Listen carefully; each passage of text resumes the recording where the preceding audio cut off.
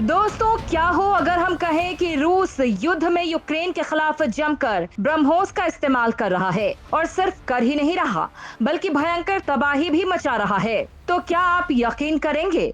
लेकिन रुकिए जरा, हम बोल रहे हैं कि रूस युद्ध में ब्रह्मोस का इस्तेमाल जमकर कर रहा है। हाँ, भले ही रूस ब्रह्मोस मिसाइल को वहाँ ब्रह्मोस नहीं बुलाता है, लेकिन वो मिसाइल जिसका इस्तेमाल वो कर रहा है उसी की टेक्नोलॉजी ब्रह्मोस में भी लगी हुई है। यानी कि ब्रह्मोस और रूस जिस मिसाइल का भी युद्ध में जमकर इस्तेमाल कर रहा है वो दोनों बिल्कुल सेम हैं, बस उनके नाम अलग अलग हैं। रूस अभी जिस मिसाइल का जमकर युद्ध के मैदान में इस्तेमाल कर रहा है उसी की तकनीक से ब्रह्मोस को बनाया गया है और वो मिसाइल है P-800 ऑनिक्स। रूस यूक्रेन युद्ध को जिसके आज 1.5 साल पूरे हो गए हैं, पिछले साल 24 फरवरी के दिन से ही दोनों देशों के बीच भीषण जंग शुरू हुई थी और अभी भी ये जंग जारी है। दोनों में से कोई भी देश पीछे हटने को तैयार नहीं। दोनों ही देश एक दूसरे पर जमकर हथियारों का इस्तेमाल कर रहे हैं और इन्हीं हथियारों में से एक है P-800 ऑनिक्स, जिसका रूस जमकर इस्तेमाल कर रहा है। P-800 ऑनिक्स एक रूसी सुपरसोनिक एंटी-शिप मिसाइल है जो साल 2002 से ही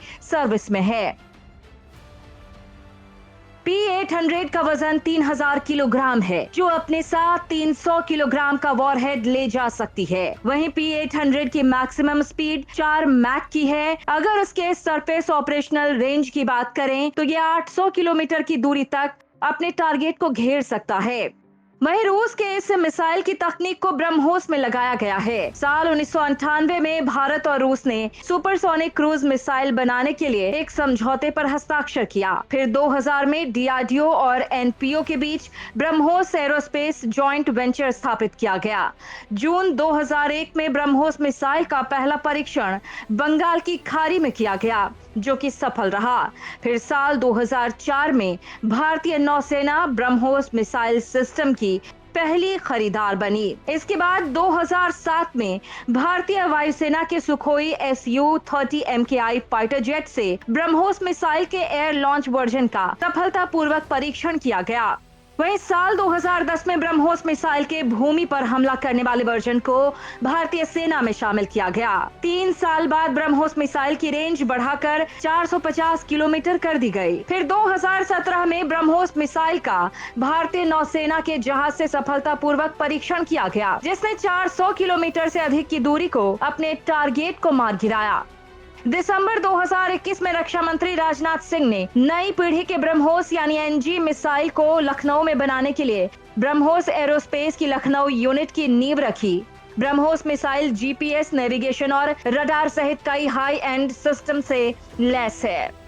ये सभी तकनीक इसे दुनिया के सबसे खतरनाक मिसाइलों में से एक बनाती हैं। ये missile solid propellant booster engine और एक लिक्विड फ्यूल वाले रैमजेट इंजन का इस्तेमाल करती है जो इससे इसकी सुपरसोनिक स्पीड और एक स्टैंडर्ड रेंज प्रदान करती है। मिसाइल को दुश्मन के रडार सिस्टम से बचने के लिए एडवांस स्टील्थ सिस्टम के साथ डिजाइन किया गया है, जिससे इसका पता लगाना और रोक पाना मुश्किल हो जाता है। BrahMos missile fire and forget system का इस्तेमाल करती है, जिसका मतलब ये है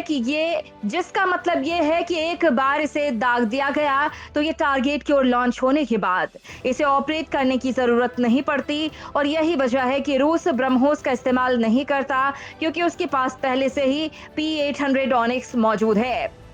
चलिए अब आपको बताते हैं कि रूस ने इस मिसाइल से कितना आतंक मचाया है, कितनी तबाही मचाई है। रूस यूक्रेन युद्ध में मारे गए लोगों का कोई सटीक आंकड़ा तो नहीं है, लेकिन अलग अलग रिपोर्ट्स के मुताबिक 1 साल के अंदर 3 लाख से ज्यादा लोग दोनों तरफ से मारे जा चुके हैं। नॉर्वे चीफ ऑफ डिफेंस की एक रिपोर्ट के अनुसार इस युद्ध में 22 जनवरी 2023 तक यूक्रेन के 30,000 से ज्यादा लोग मारे जा चुके हैं। 1,20,000 से ज्यादा यूक्रेनियन जवान अपनी जान गंवा चुके हैं। वहीं तमाम रिपोर्ट्स ये दावा करती है कि यूक्रेन से ज्यादा रूसी सैनिकों की मौत हुई है। अमेरिका अमेरिका के आंकड़े बताते हैं कि 24 फरवरी 2022 से 16 फरवरी 2023 तक 2 लाख से ज्यादा रूसी सैनिक या तो मारे जा चुके हैं या फिर यूक्रेन में बंधक बनाए गए हैं। रूस से यूक्रेन युद्ध के चलते 44 विदेशी नागरिकों की भी मौत हो चुकी है।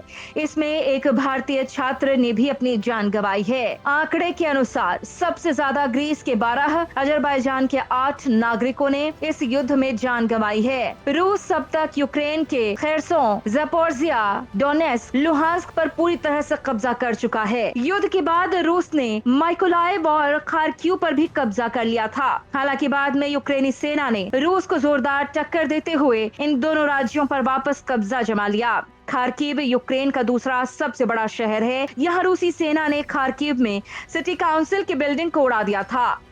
वहीं खार्किव में ही एक स्कूल की बिल्डिंग को भी निशाना बनाया गया है। आपको बता दें कि रूसी सेना यूक्रेन के खार्किव में भी घुस चुकी है। यहाँ पर एयर स्ट्राइक से लेकर जमीनी जंग चल रही है।